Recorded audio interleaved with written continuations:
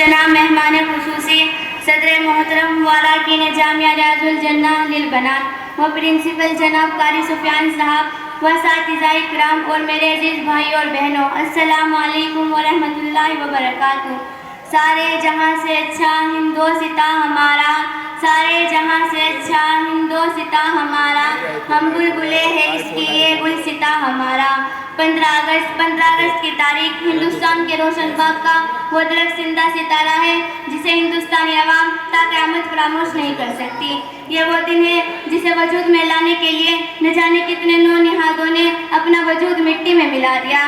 آج 15 اگست بےحد خوشی کا دن ہے، کیونکہ اس خوبصورت موقع پر ہم اور آپ ان تمام محبان وطن کی بارگاہ میں خراج عقیدت و تحسین پیش کرنے کے لیے جمع ہوئے ہیں، جن کا بہتا ہوا لہو ہم نہیں بھلا سکتے، جن کے کٹے ہوئے جسم ہم فراموش نہیں کر سکتے۔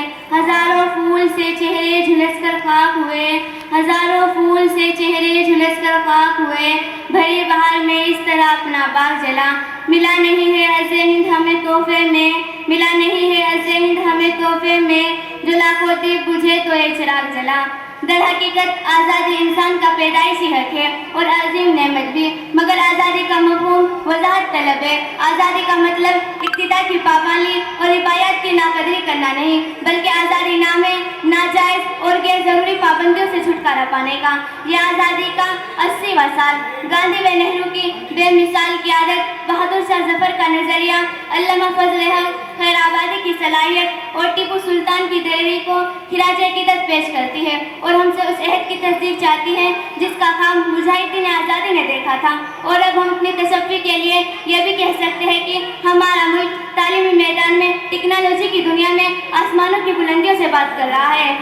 مختصر یہ ہے کہ 18ویں صدی کے آغاز میں جو ہماری قومی مشترکہ جدوجہد شروع ہوئی تھی، وہ اگست 1947 کے وقت کامیابی کی منزل پہ پہنچ گئی۔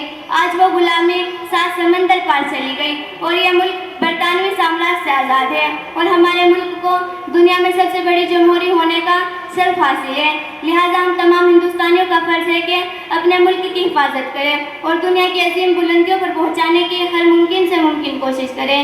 یہی مجاہدین آزادی کو سچی خراج عقیدت ہوگی۔ میں انہی چند باتوں پر اپنی تقریر ختم کرنا چاہتی ہوں۔ وآخر دعوانا ان الحمدللہ رب العالمین۔